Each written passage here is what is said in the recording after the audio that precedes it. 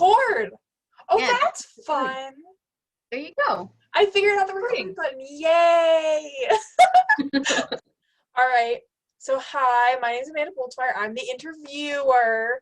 And if you'd like to introduce yourself and your major and where you're from and all the fun stuff. Aurora Hibbert-Scott. I'm an English education major, secondary focus. I'm a sophomore, and I am from the downtown Indianapolis, Indiana area. That's in Indiana, if y'all don't know. Mm-hmm. It's the capital. Fun capital fact. Yes. All right. So my first question for you is, how did you end up in this class? This class was interesting. I had planned on taking 203 with Lori Lindbergh, and I had a separate section of 199 that I was going to take with that. But when Lori canceled her class, my schedule got shifted around, and so I ended up in this one. Yes, and I would like to preface this with Aurora and I are friends, Mm-hmm. and so that's why I know things about her schedule, because we're friends. But I will still be treating you like any other interviewee. I don't know. I don't interview people, but we're gonna do it today.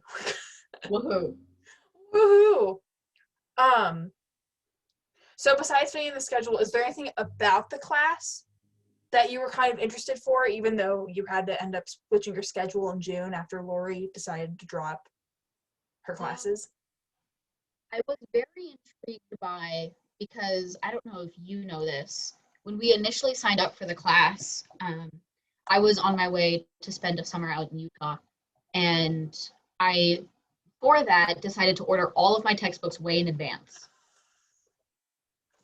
And so I got the textbook list for this course, and it was 5 or 6 novels by African American or other authors that they were heavily focused around race. There was a book by James Baldwin in there, and I was sitting there going, I've never read something of his. I'm so excited. And so I really was drawn in by the textbooks. Oh no! Like, I am so excited for this. And then I got back from Utah, and another friend of ours that is in the class, Aubrey, texted me and was like, do you see the textbooks for this class? Like, they're called White Privilege and How to Be an Anti-Racist. It's like, no, they're not. Yeah, they're I called remember Call when It it on the changed. Mountain by James Baldwin. Like, come right, on. because I don't remember if it, like, if I had I remember looking, and I think it was about in June when we had to switch. Mm-hmm. And I was like, oh, I don't remember there being that many, but yeah, I got you. I know. There were a bunch. This English major here loves, and I mean loves, her books. So I definitely know why you're interested in that. I kept the ones that I bought from the previous list. Right. I just added them to my collection. Good for you. Hey, we love to see it. You know, that gets you. But hey, yeah, I was suggestion to Bartlett, you should change your book list halfway between and see how many people buy the old books and then keep them and read them for themselves. Mm-hmm. Pro tip. All right.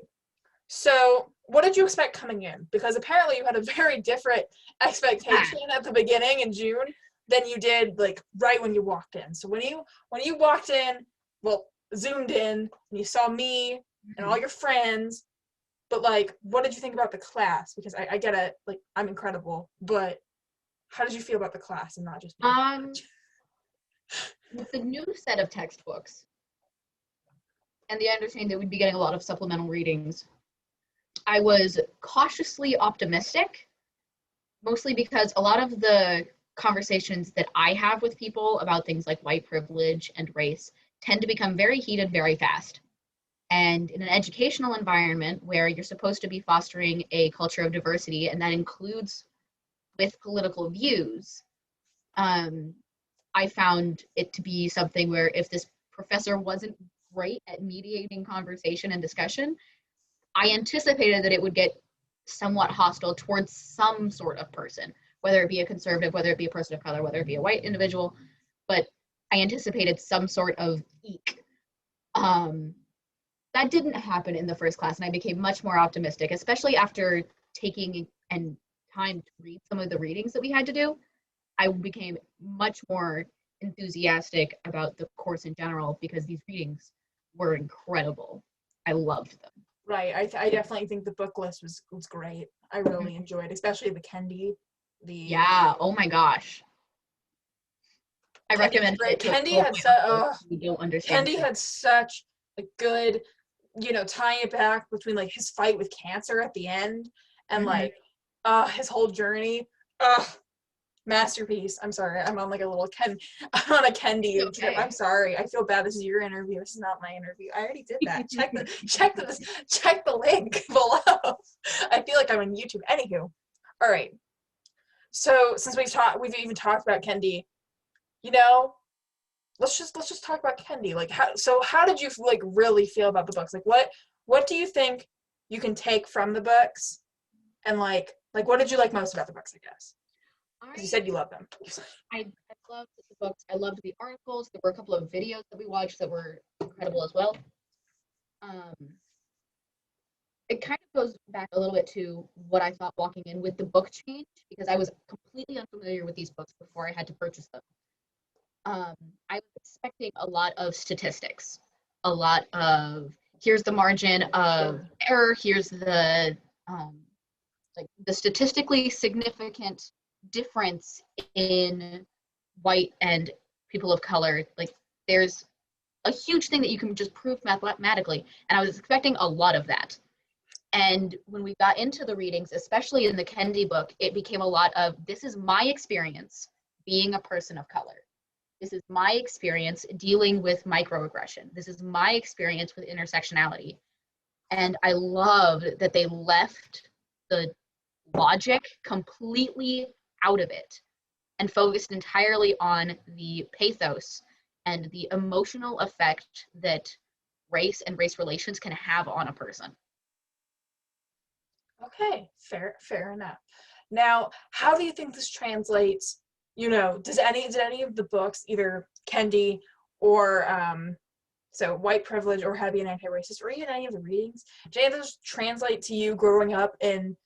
And something I know as a friend is that you grew up in a pretty poor section of Indianapolis. Does any of that correlate? It's kind of interesting because I've always thought that growing up in the, just barely on the outskirts of the city where everybody's making it look nice and pretty, and you're sitting there with like more pothole than road and like litter and violence just in your neighborhood. I always thought it gave me a really unique perspective on race, because a lot of the stereotypes that I see people from a couple of my wealthier friends or people who have lived more sheltered lives, a lot of the stereotypes that I see them falling into, I don't get. I don't have to have an interaction with that because I understand that they're not true. A couple of the readings, there was one in particular in the Rothenberg collection. I'm trying to read the title from it was the White Privilege book. There was chapter that talked about how a father was trying to elevate his socioeconomic status and his personal privilege so that his children wouldn't have to interact with racism and wouldn't have to fall victim to systems of oppression. He thought that if he put them in a private school, they'd be fine, that if he made sure that they were educated and if he laid out rules, that they'd be okay. But even with that, they fell victim to somebody's bigotry. And it kind of put into perspective a lot of the things that I hadn't considered, because I don't have to worry about if I look dangerous wearing a hoodie. Absolutely. That's something that I had not considered to be within my knapsack of privilege. I don't have to think about things like having a receipt on me when I leave the store. I do because taxes, but I don't have to think about that as something that pertains to my identity as a human being. And that reading in particular was one that really kind of shattered my bubble of, I understand race because I grew up in the middle of it. And it was like, no, you really don't. Not yet. Right. It's almost like you've like hit the cusp of it, kind of, because like you're at the edge because you've definitely had more experience in saying me. And I mean, we've definitely experienced it. I mean, you remember, again, she's my friend. We have experiences together. We were dancing on the bus stop over at North Dining. And my first thought, and I don't know if this is your thought, and you can also jump in here. And I don't want to take over your interview because you're the star. But was, and a policeman pulled us over and, you know, just said something nice. What was it? We were dancing at the bus stop and he pulled over and he said, "Nice moves, honey." Or sweet moves or something, yeah. Yeah. And I mean, one of the first things I thought was, oh my God, what if I was a different race? Like, what if I was Black? Like, what if that, like, when I had been doing that, would have that interaction gone differently? So is that how you feel sometimes when you're in your neighborhood? Yeah, a little bit. My neighborhood is very unique in that the cops kind of avoid us. Ooh. Yeah. The police rarely ever show up unless somebody has been calling them 3 or 4 times. It's a very much abandoned area. But the interactions that I have had with police, they've been because of, and I can say because of the color of my skin, mostly positive. Because I've had friends who had interactions with police and I was nearby and they were not as positive. And then those friends would have me come over and be like, you need to talk to him for us because we're not making any progress here. Right. And you would get through to them? I could normally be like, dude, you're being an idiot. We're not even doing anything. Like, just stop. I also have friends in the police force, so that helps a little bit. It's like, if you would like some additional references on who I am as a person and how I can be supportive to you and interacting with the situation, go talk to Brother Fishburne. Like, you know Officer Fishburne and I know Officer Fishburne, so let's just lay low. It's been really interesting, and that particular experience was really interesting because I was a campus police officer, and yeah.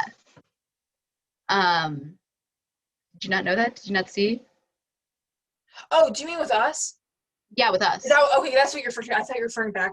I didn't, yeah. No. Okay, cool. That's a neighborhood police officer. That's somebody who got called because of shots of gunfire, and he thought that these kids were doing it, but yeah, okay. No, it was sure. Sorry, I thought we were still on the Indianapolis police, and I was like, no. Yes, no. It was campus police.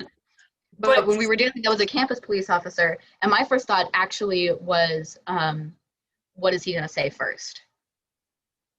Because most interactions that I have had with police have either been checking up, like if there's not a person of color involved, because that does change a lot of things. They tend to show up a little bit more tense, in my experience. Sure. They come up and they're being like, are you guys okay? Are you lost? Or just something that is a compliment, like the sweet moves. And depending on what they say, I know how to move forward in that situation. Right. A very unique relationship with the police.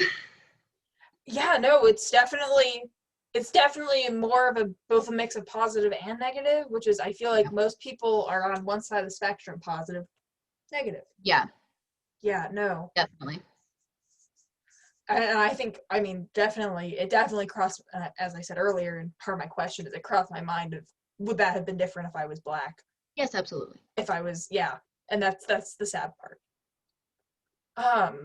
So we've kind of covered that and kind of, you know, our gender and class and all of that kind of thing with our little background and reflection part of the interview. So now we're going to go through kind of beyond campus and, well, actually through campus. We literally just talked about campus. But like, how have the events of 2020 shaped campus? Other than obviously we talked about our section, but I don't think that would have changed because of 2020. So incidents outside of our fun bus stop adventures, where we did the Cupid Shuffle. The event of shaping campus is a little bit of a broad question. We have a lot of things that have happened on campus because of 2020. We have Zoom classes where we can't interact with each other physically anymore. We have limited access to our usual spaces, including dining halls. That's just all pandemic related. When you get into race and race relations on campus, we have huge forward movement with things that were already existing. Like the diversity project was already around, the Student Advisory and Intersectionality Council was already around. Right.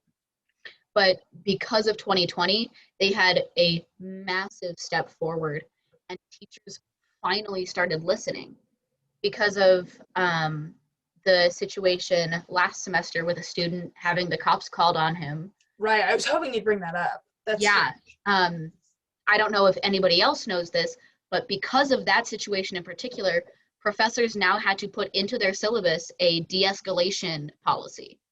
So students would know exactly how the professor was going to behave in situations of high stress. I don't think I've seen that in any of my syllabi. And I read the syllabi pretty thoroughly. Professors are then doing it wrong. I mean, have you seen it? Yeah. Okay. Especially in my honors classes, they've been highlighting it. The only honors class I have this semester is this one. It is 199, which I'm sure is in there. I can't remember. But, I mean. Yeah, but if you read through your professor's syllabi, you should be able to find a section. Okay. That'll be interesting to look at. That'll be some nice reading. Yeah. Good for. I'm glad that's definitely a step forward. And I think, I'm sorry that incident had to happen with that student. It's a terrible incident. I'm glad we're learning from it and at least trying a little bit. Things. It's baby steps. Yeah, that's one thing that is actually concrete that can give me some sort of impression that the university cares about their students of color. It's not necessarily enough, and it's not even close to enough. Right. But it's a step.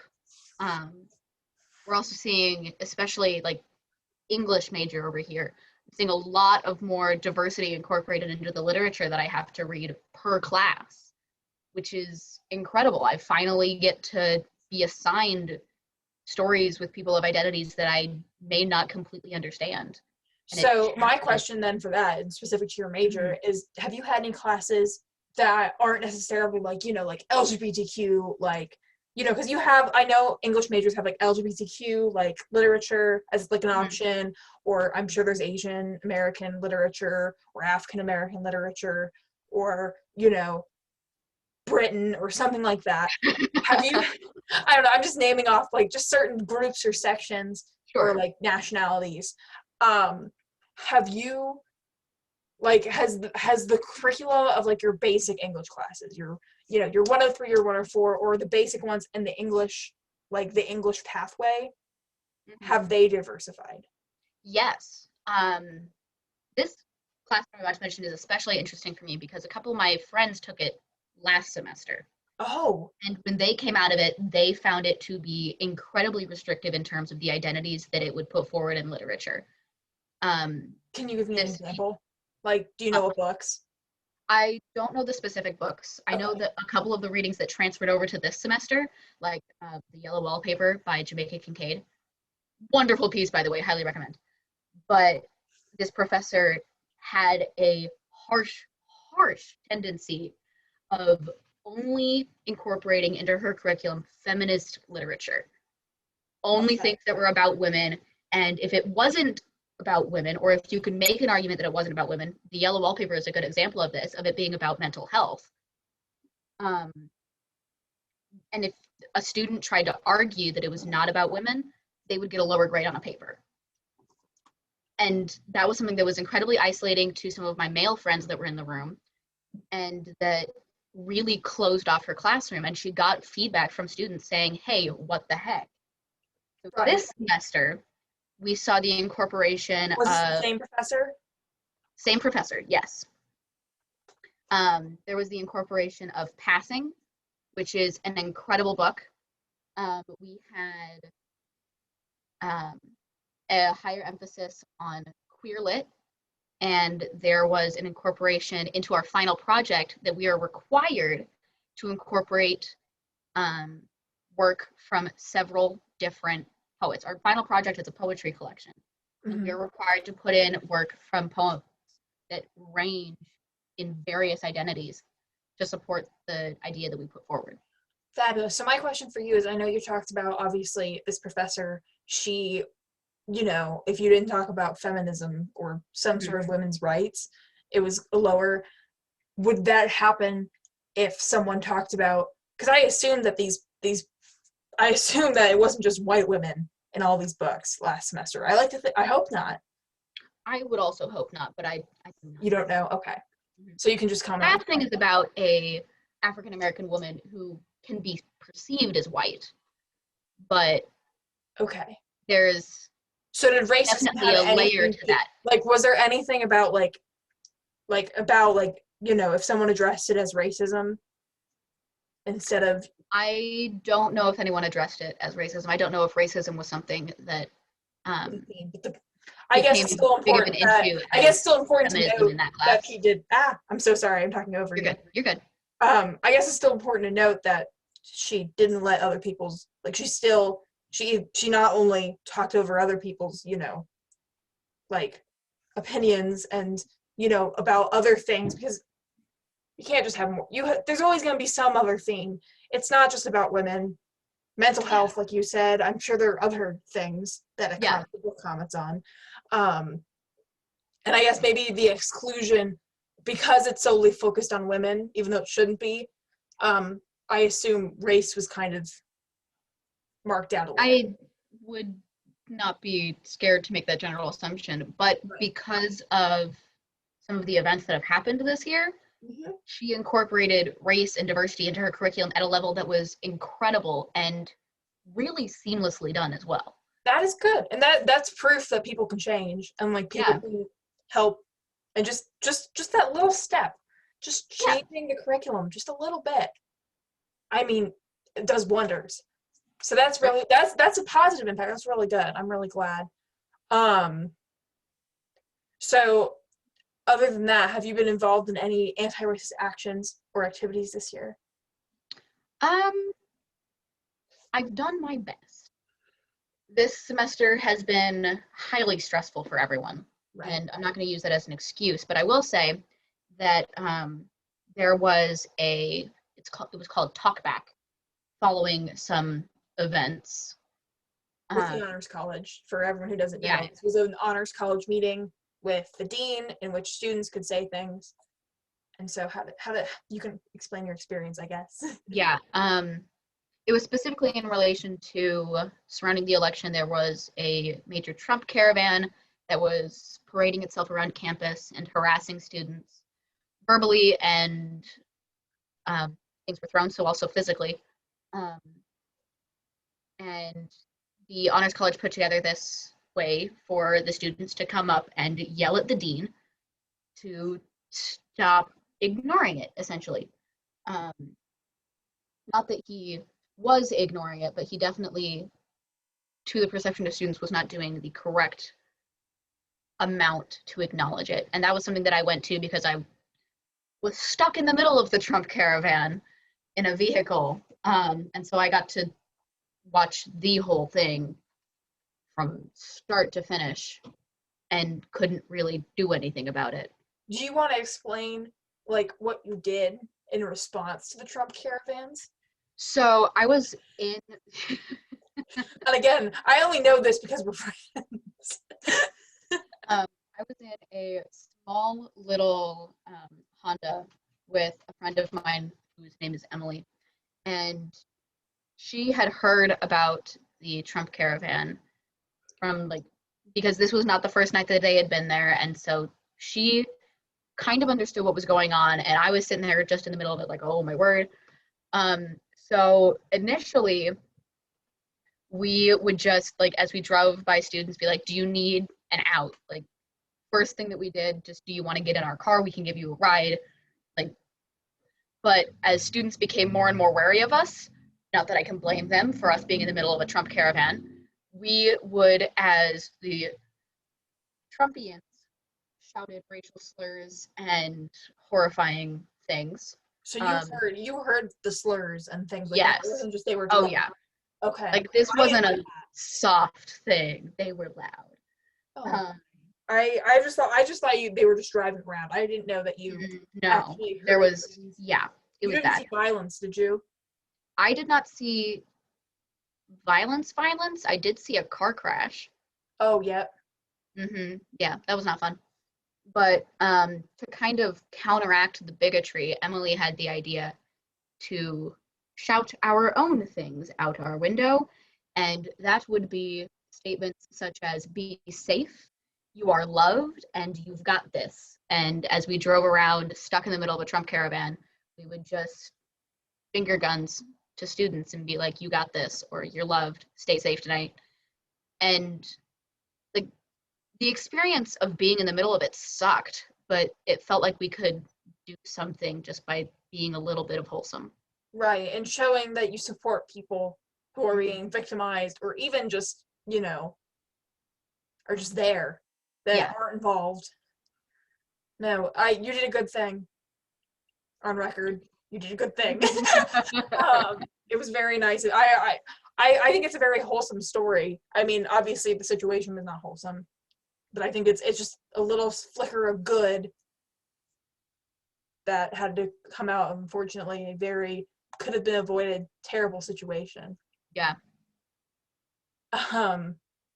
So, do you think Ball State has done a good job creating culture of belonging? I mean, obviously you've shown that there's obviously some positives, and that we are trying to listen, but we've also had so many setbacks. I do see a lot of progress being made in terms of classroom policy.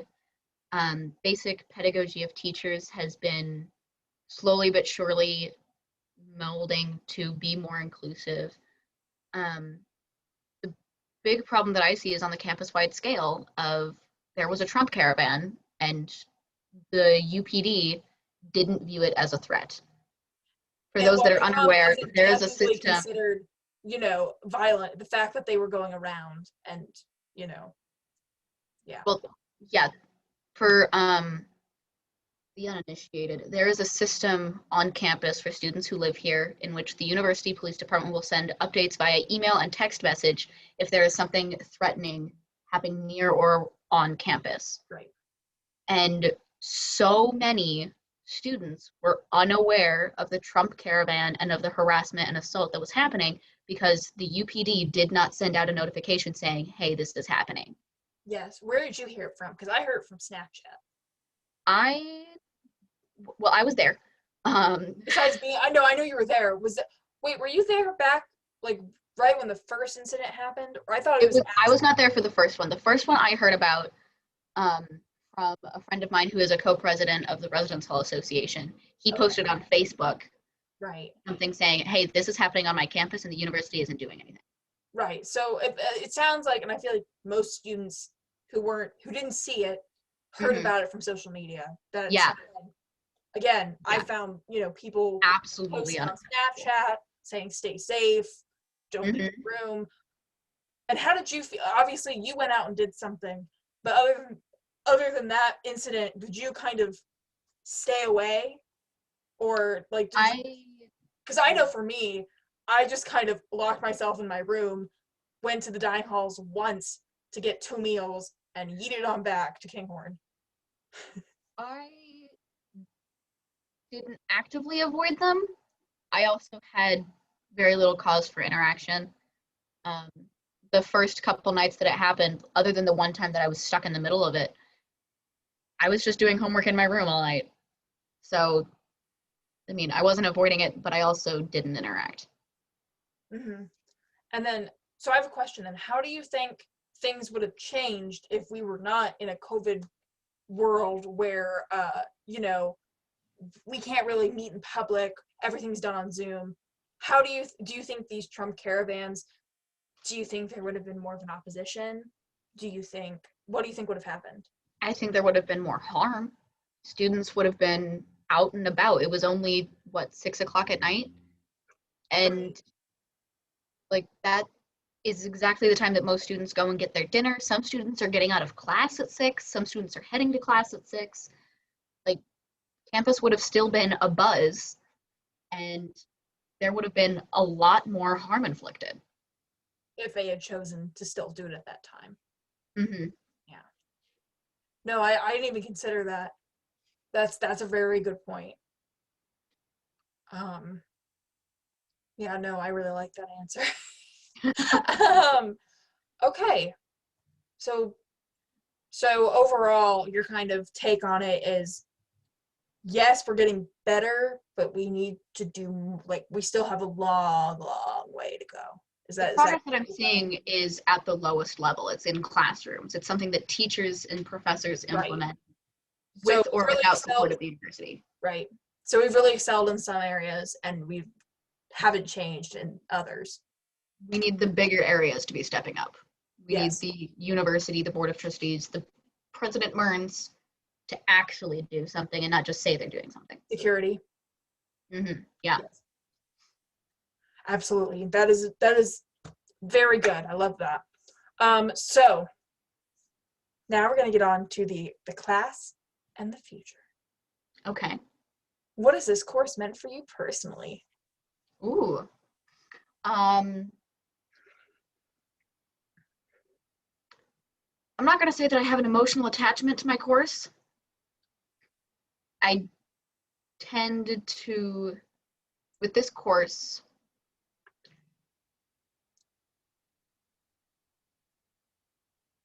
I don't know. I view it as a sign of progress, kind of like I was saying, a lot of the changes I'm seeing are at the classroom level.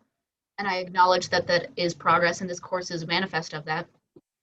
So I think that it's an incredible thing to incorporate into a campus environment, but for it to be only put together for honors college students is kind of sad.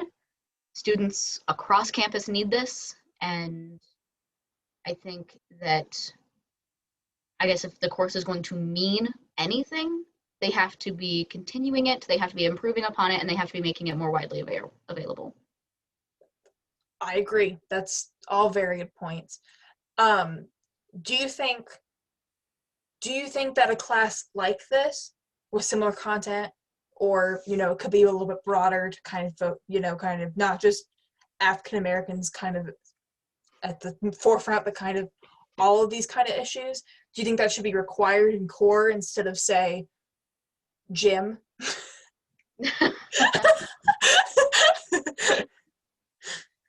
I do think that something like this is more important than a gym class. Pardon me. I would like to see it be required. However, I understand that because there is this misconception of it being political, that it will not be required of students at the university. It can be highly encouraged, but because there's this weird climate of the human existence of varying identities being a political thing, I don't see it being required, as much as that would be phenomenal. All good points. So my question is, since you obviously had a background that kind of dabbled in it more than I feel like a lot of kids in this class had, and I don't know for sure, we can't say that for sure, but knowing you and knowing where you grew up and how you grew up, is there anything here that's changed your perspective at all?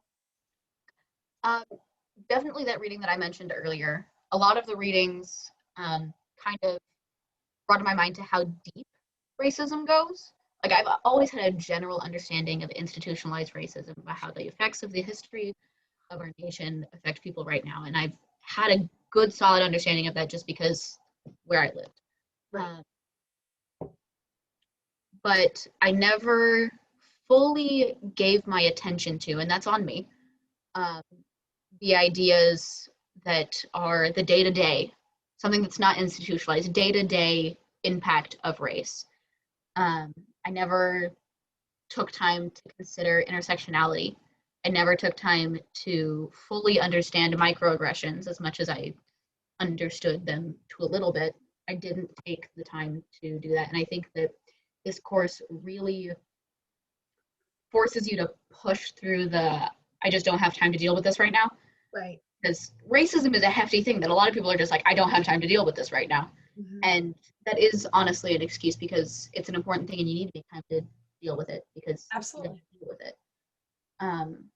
This course really forces you to deal with it and to learn and to broaden the horizons and come to understand things that maybe you thought you understood, but perhaps you actually did not. Okay. Well, you know, we've definitely, I think we've hit all the bases here, kind of gone through the whole class and how we felt about it. Mm-hmm. I don't have any other questions for you. Is there anything else you would like to say?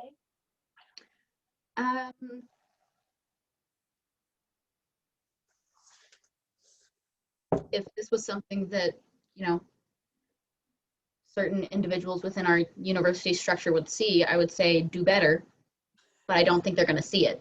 So, right, I highly doubt. Just a general statement towards everyone in the world: do better. Hey Bartlett, if you can send these up. Do better. That's a good closing statement. Thank you for your time. I love you. You're incredible. I love talking to you. This is great. We had a fantastic time. And yes, this concludes our final interview. Awesome.